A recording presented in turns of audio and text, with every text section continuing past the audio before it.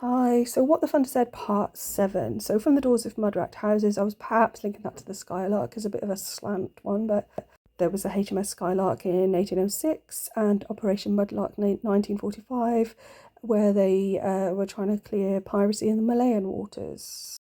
If there were water, is that an allusion to Sir Francis Drake, who is reputed to have ridden a horse along the Leat ahead of the released water, and he is definitely associated with some magic shenanigans? And no rock. I was thinking, well, is that just powder? Because there was the Powder Mills gunpowder factory on Dartmoor from a Mr. George Fern, who originally made biscuits for the Navy. And if it is just a powder, that also alludes to the Philosopher's Stone. The gunpowder was made with saltpeter and sulphur, which are also, I think, ingredients in alchemy. So again, more rocks. If there were rock, maybe as in Rock the Cradle. And there's also Redwater Valley. I thought the name was interesting there.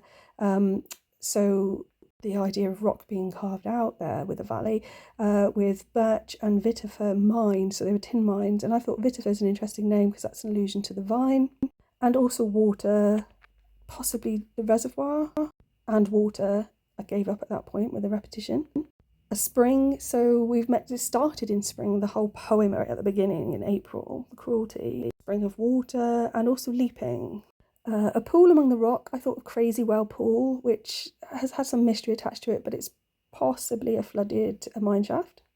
If there were the sound of water only, I wondered, is that music? Not the cicada, so I think that links back to locusts. There's lots of stuff about locusts in the Bible. Dry grass singing, no idea. But sound of water over rock, no.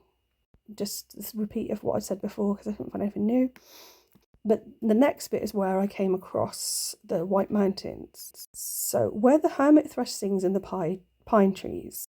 Eliot references this in a separate book in his notes, but first of all I thought, well, the hermit links back to the tarot, which is Madame Sosostris's business, and there's also a hermit crab, so there's a link there to astrology. The hermit thrush bird makes a cup nest on the ground all close to the tree, so this cup nest I think could also be a Grail illusion.